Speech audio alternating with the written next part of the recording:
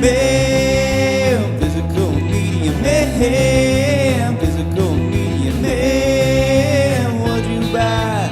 Was it something good?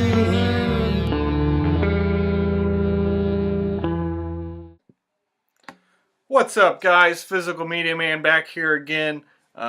This is not a Physical Media Man Monday video. This is another bonus video. I might start doing these once a month. This is I'm going to do what I watched in July, like a movie review. We'll see how this goes. Let me know how I do and what you think of it down below. Because I might not continue to do this. We'll see how it goes and kind of go from there. Before I get started, make sure to subscribe, like, leave feedback, comment. I'll leave the links down below to my Instagram where you can follow along with these movies that I've been watching, as well as I'll also have items for sale. Like I've said before, I might make another Instagram just for like a Physical Media Man store. I'm also going to leave the links to my email, my Facebook selling page, the Hodgepodge Garage, which I also might make a Physical Media Man Facebook page, as well as a Twitter, but I haven't done that yet. So hopefully I do that soon. So I'm just going to go ahead and get started. I'll try to kind of explain what the movies are about and what I thought about them, if I would recommend watching or not. So we're going to start off with Used Cars. This is starring Kurt Russell, Garrett Graham, Frank McRae, Deborah Harmon, and Jack Warden. It's directed by Robert Zemeckis, which I might have just said wrong. He's a very talented director. He's made a lot of very good movies. Anyways, this is about, so Kurt Russell is a used car salesman, and the lot he's on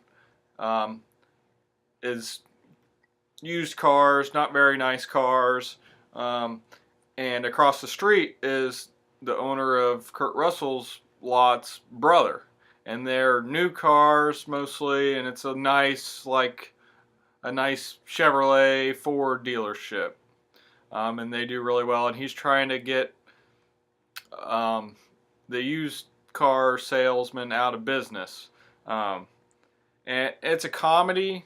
Very good movie. Oh yeah, so Robert Zemeckis directed Forrest Gump, What Lies Beneath, and Castaway, and definitely more than that. I know I've watched a lot of his movies recently, but so that kind of happens, and Kurt Russell kind of has to help try to save the car dealership. I don't know how to go into more detail than that without ruining anything, but I bought this recently for $2 off a Facebook Marketplace deal, and the disc was slightly scratched, but luckily I had no playback issues. This movie was very funny. It is hard to find. If you're able to find it, I highly recommend watching it. I really enjoyed it. I'd say, I don't know let me know what you think. Should I do A, B, C, D, or 1 through 10 ratings? I'd say this is probably a solid B or a 7.5.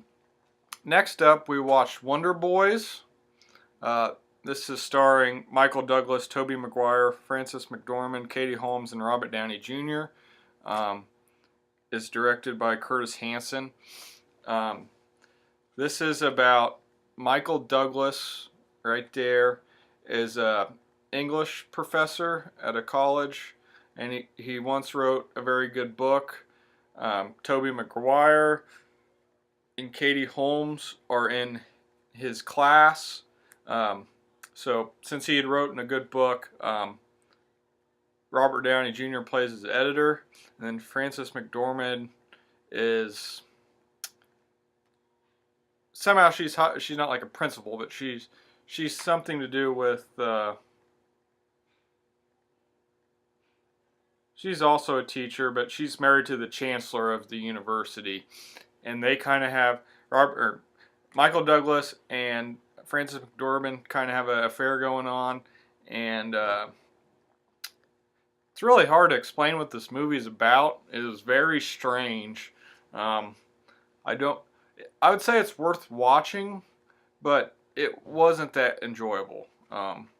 It it was just kind of, it was different. I don't know. Um, but they all come together. Um, it's, I don't know. It was different. I would say I'd give it a C plus maybe at best, C or C plus. Probably a 6.5 range. Um, but I bought this to add to my Michael Douglas collection, so I mean it wasn't awful. Next up, I went and watched Jurassic World: Fallen Kingdom in the movie theater. It was pretty disappointing. It could have been a lot better, I thought. If you've seen the trailer, it basically ruined the movie. But basically, the island that the dinosaurs are on from the last one, Jurassic World, which I enjoyed that one. I thought it was better than Jurassic Park 3 probably, maybe, or at least pretty close. This last one is definitely the worst one. But the island that the dinosaurs are on, it's getting ready to explode and all the dinosaurs are going to die. So Chris Pratt and Ron Howard's daughter try to go back and get the dinosaurs, and then something else happens, which was kind of ruined in the trailer that I saw. I'm not going to go any deeper than that. I would say at best it was a C plus.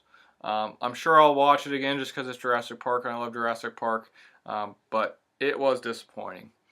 Next up was probably one of my favorite movies that we watched this month. It's The Rocketeer. This is a Disney film my buddy Cody recommended I watch. I don't really know the main guy. His name's Bill Campbell, but it also has Alan Arkin, Jennifer Connelly, Paul Sorvino, and Timothy Dalton as the bad guy. And this is about this Bill Campbell's character is a pilot, and Alan Arkin he works on the plane for him. And they find this like jetpack type of thing, and then so he starts wearing it, and he does some things to help save some people, and all these bad guys are after this jetpack type of thing. So they're trying to keep it, and I know. Besides that, it's hard to go into more detail without spoiling anything, but it was very enjoyable.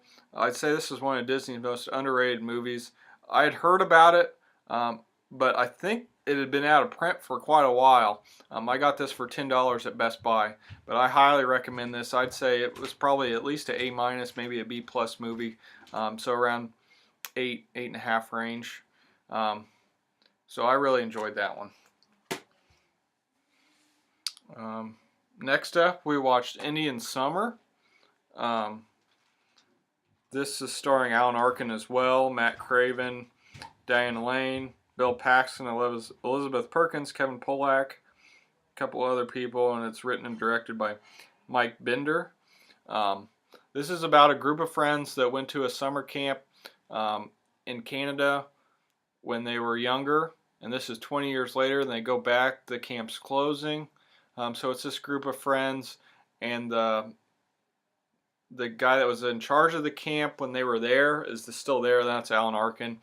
And it's just about these group of friends getting back together and reconnecting. And I thought it was going to be a little better from trailers. I had seen the trailer. That's why I was intrigued to watch this. But it was still good. It was a very good film. Just not as good as I hoped it would be. I'd say it was a solid B. I would recommend watching it. Pretty good movie. Next up, we watched my very first 4K, which we did not watch in 4K because I don't have a 4K player yet, but it's Allied with Brad Pitt and Marion Cotillard, however you pronounce her name. This one was also directed by Robert Zemeckis. And this is about World War II.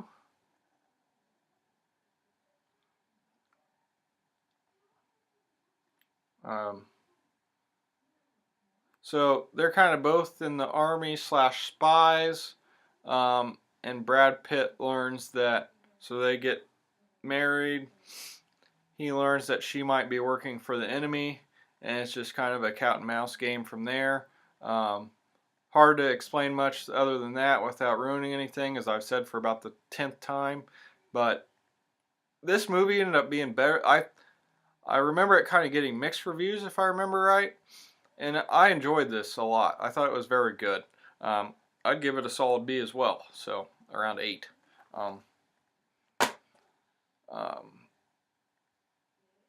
Next up, that same night, we watched Very Bad Things. This one's with Christian Slater, Cameron Diaz, Jon Favreau,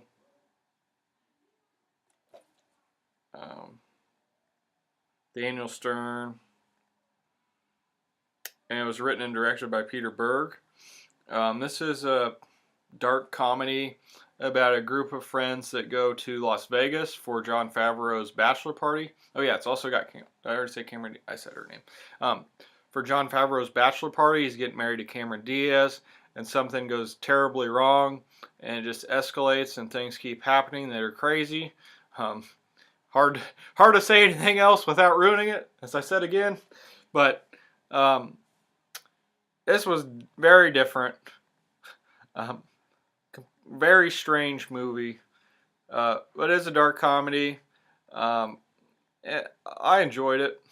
My wife didn't enjoy it as well. I would say it's around a C+ for me, but it's out of print, so that's partially the reason I bought it, and I heard it was pretty good. So yeah, not bad.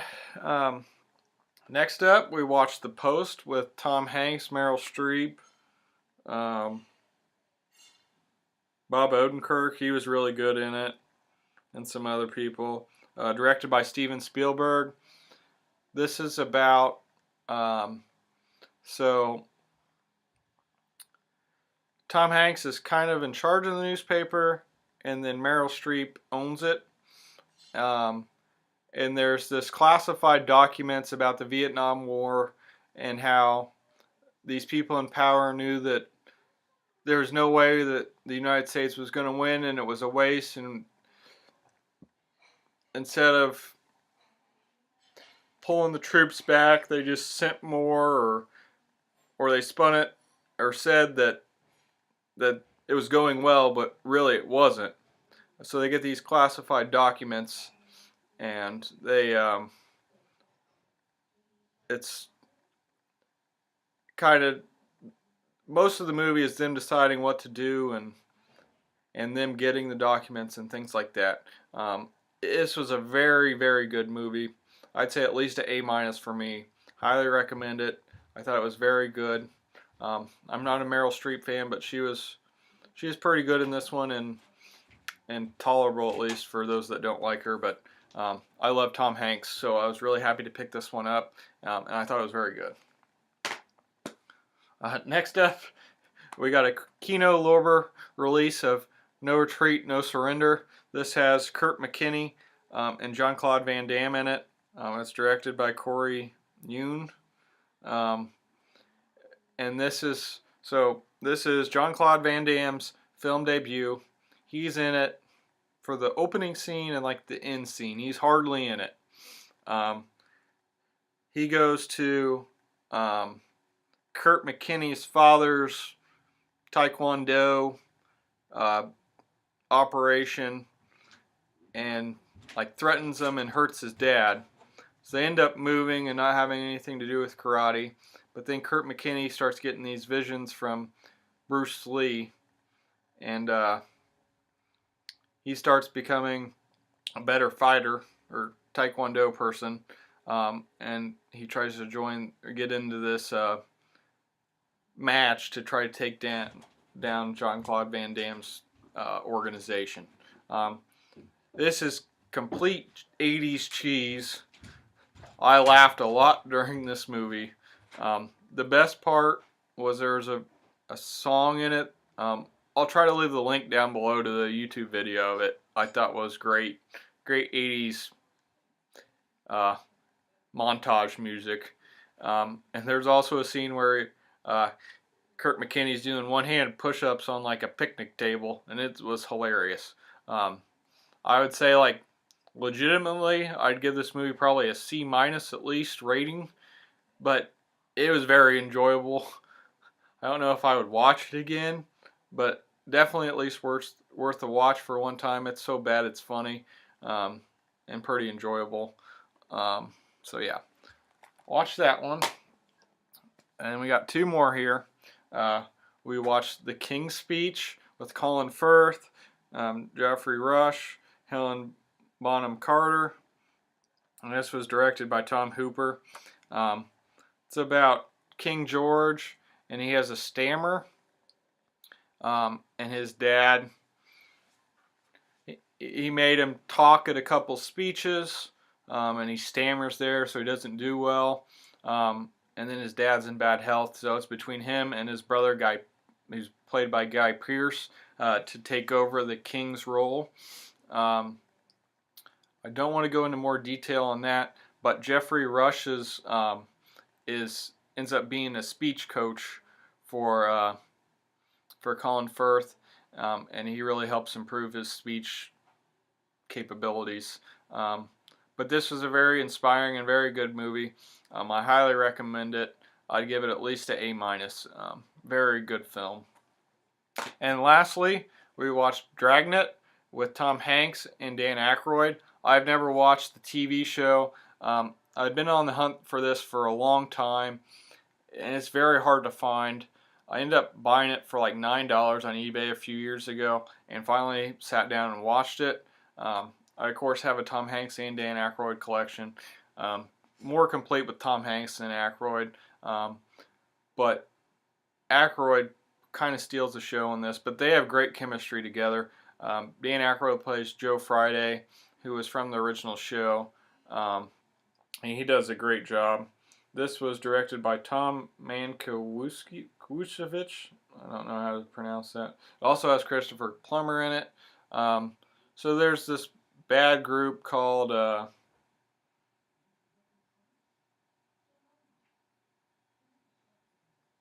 Pagnan or something like that, and of course they're both detectives, and they're trying to solve this case. It's hard to explain much with this one too, but great comedy. Comedy wise, I give it a B+. I thought it was very enjoyable, good story, and their chemistry really makes the movie. So that's everything I watched for the month of July. I'd say my favorites were, if I could pick three,